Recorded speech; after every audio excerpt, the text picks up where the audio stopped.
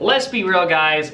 For most people, math is hard. Numbers are hard, adding is hard. Don't even try to get me to do mental math on camera or live in front of someone because I will absolutely embarrass myself. 2 + 2 is 5. 2 + 2 is 5. So if you're excited for this video about some financial advice for young people and young adults so you do not blow it and blow all your money and end up in a ditch, make sure you pay attention. We're about to jump right on into this.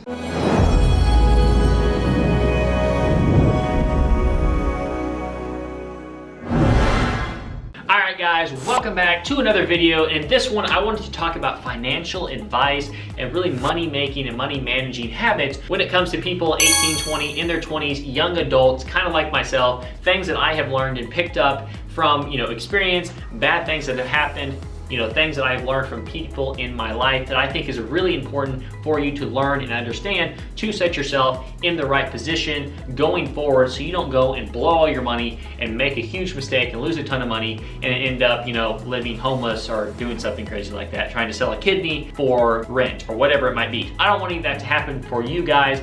And at the same time, if you're not even in that extremeness of a situation, I don't want you to blow your money because I'd rather you take that money and be able to go invest it and build your business and build your leverage to be able to have you start making more money and grow even faster. So this is actually going to be a 2-part series. We're going to cover the first 7 in this video, and then later I'm going to come up with the video with the next 7 points. So you for sure want to look out for that video and make sure you do not miss it. So number 1 here is actually open a bank account. You can easily, if you're at an age where you can't open it, most of the time you can open it with your parents on your account. But at the end of the day, if you're super young, that's the case. But if you're not super young, you most of the time, already have a bank account. So you're like, yeah, okay, Rhett, that's a crappy tip. Thanks a lot, buddy. So I'm trying to also make this video wide enough for everyone. So I want to include enough stuff to be able to tackle everyone because, once again, if you're 16 or 18 right now and you don't have a bank account and Rhett doesn't say, go get a bank account, you may never go get a bank account.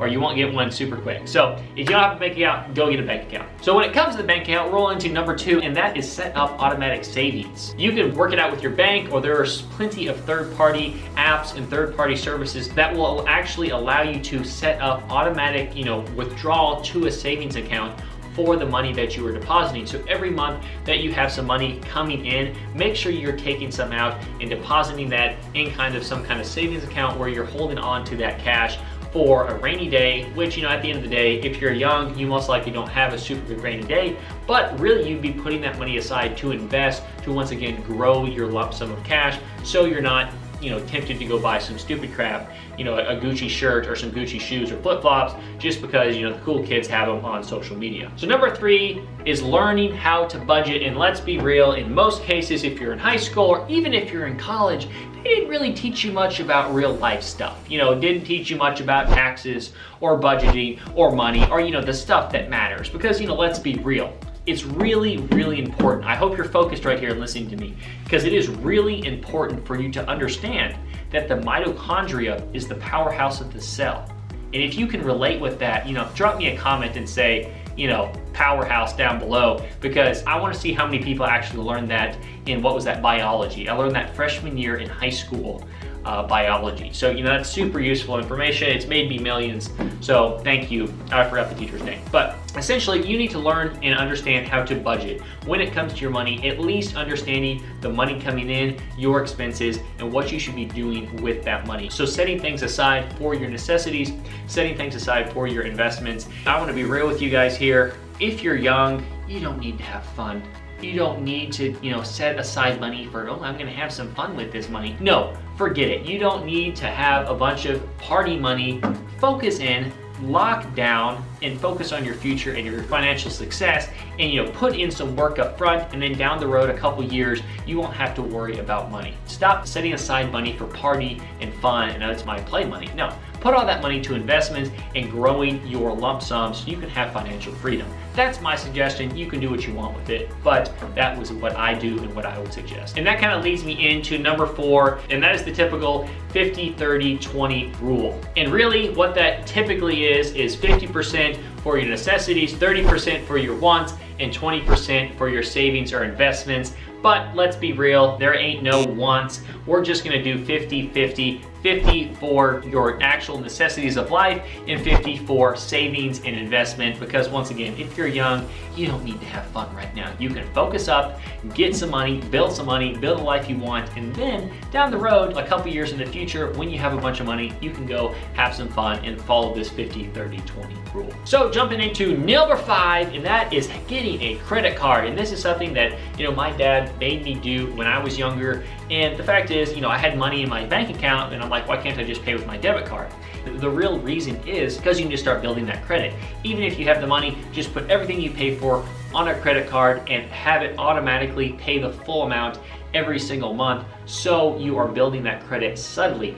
And a little tip here, pro tip for you when it comes to building your credit is actually having your parents put you on their credit card. I think it's called an authorized user, I think is what it's called. And essentially they would actually send you a credit card of your parents, depending on your situation. If they don't want you using the credit card, that's fine, whatever, but you don't even have to do that. It's simply you being on the account that is going to help build your credit. And of course, make sure if you're gonna jump on their credit card as an authorized user, make sure they're actually paying off their balance every single month.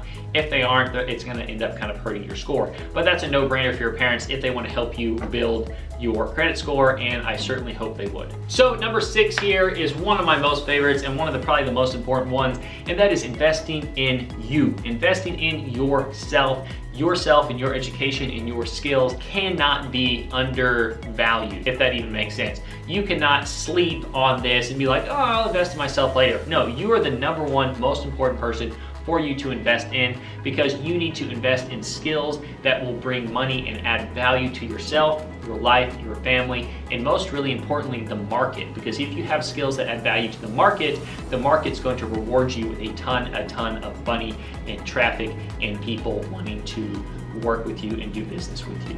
So make sure that you are always investing in yourself, whether that is books, whether that is courses, whether that is coaching, mentorship, events, seminars, any of that stuff, webinars, any kind of thing that you can get your hands on when it comes to that actual skill that you're wanting to learn. Definitely jump into that and start trying to learn as much as you can, hone your skills, improve yourself, so you have more of a value, in general, and a more value to the market. So eventually you will be able to start making a whole lot more money.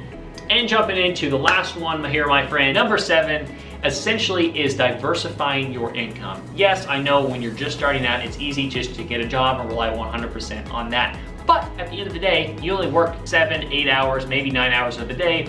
You still have a ton of extra time throughout your day to have a side hustle and start working on having some extra sources of income. Even if it's $10 a month, that can pay for your Spotify account or your Pandora account or whatever. Any kind of extra different income that you can get your hands on and focus on is going to really benefit you, not just with the income, but also with the skills and the experience. So always be looking to find some more side hustles that is going to bring you money and bring you experience. And of course, if you don't know about ideas for side hustles, just check out this channel. There's a ton of ideas for different side hustles and different businesses that you can start to be able to start growing yourself, growing your income, and eventually really having a lot better of a life. So my friends, if you enjoyed this video, if you're pumped, if you love this lamp, I love lamp. See, here we go, let's turn it on. Ooh, there's a difference there, right? Oh yeah, here we go. If you love lamp, make sure you comment down below, I love lamp, I don't know. Drop the video like and subscribe down below if you have not already. And if you want to, ring that bell so you're always, once again, up to date with what is cranking out of here on this channel. So my friends, until next time, happy hustling.